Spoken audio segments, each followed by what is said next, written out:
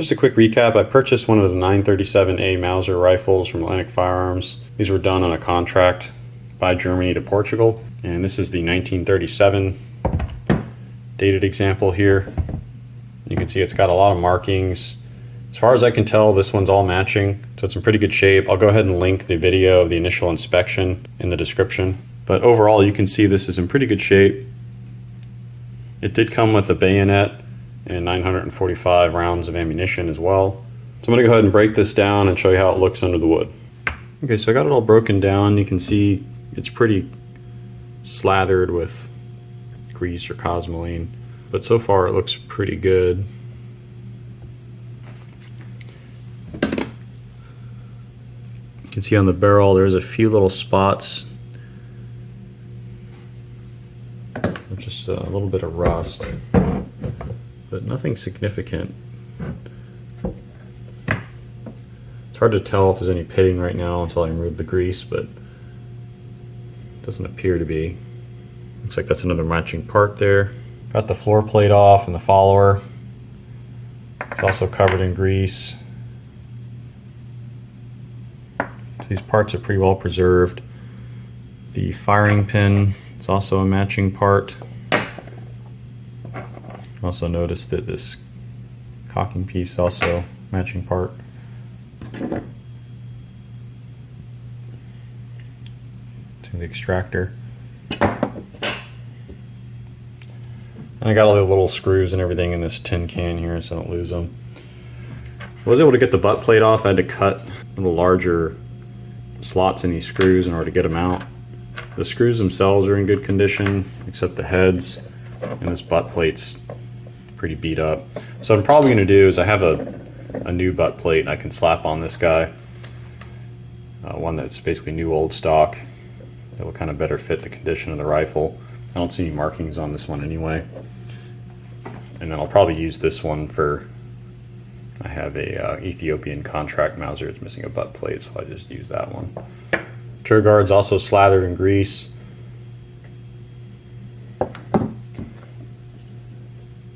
The top handguard also matches and is in pretty good condition. Looking at the stock, you can see a lot of grease in there to clean out, but again, overall, just in really good condition.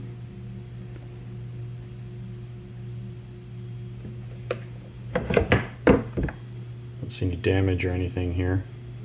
No damage here where the butt plate was sitting either. This does appear to be stored pretty well with grease, so I am pretty optimistic about its final condition. So I'm going to go ahead and degrease all these, clean them up, and then show you how these parts look. Let's look at the stock. I did some cleaning on it with some boiled linseed oil. Does seem to come out pretty well. Shows a lot of the grains in the wood. And I didn't see any cracks or damage to the stock, any rot or anything.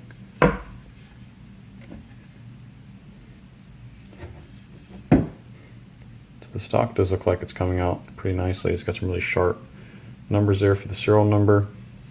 The upper handguard's coming out nicely too. And then for the sling swivel here, clean that up and we'll get that installed back into the stock.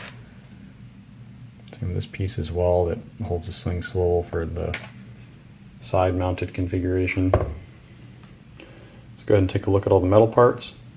All these metal parts clean up really nicely. You can see the finish looks good on them.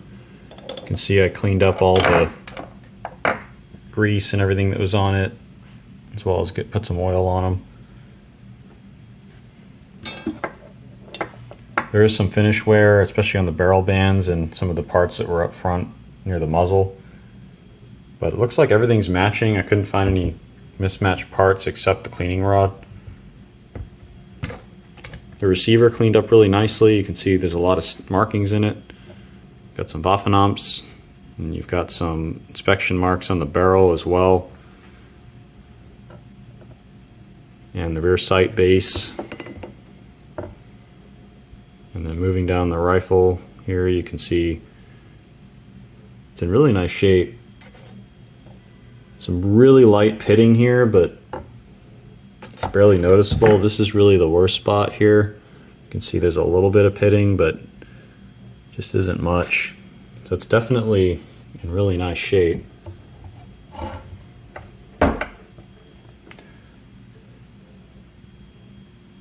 All the bolt parts match and are in good condition. So definitely happy with what I got, breaking this out and cleaning it all up. I do have some smaller parts here in this can so I don't lose them. And it's pretty cool that even the screws match.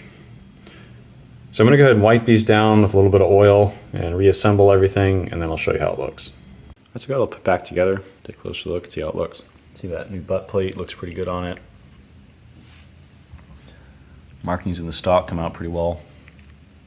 See the receiver looks pretty good. Put some chalk in the markings. See the different serial numbers all match. Got that really nice Portuguese crest here and the 1937 date. As well as some Waffenamps.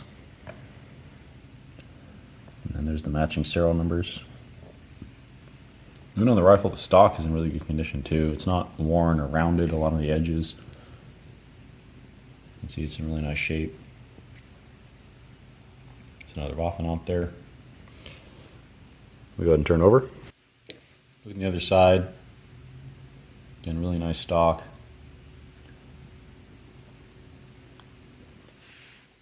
You can see the manufacturer marking here and the serial numbers. And then moving down the rifle. A little worn here, closer to the muzzle, but overall looks pretty good.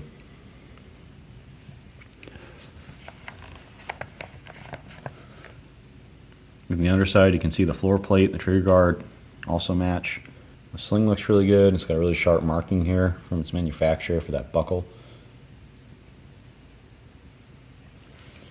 And that sling's in really nice shape too. The action on this is really smooth. You can see it just cocks pretty easily.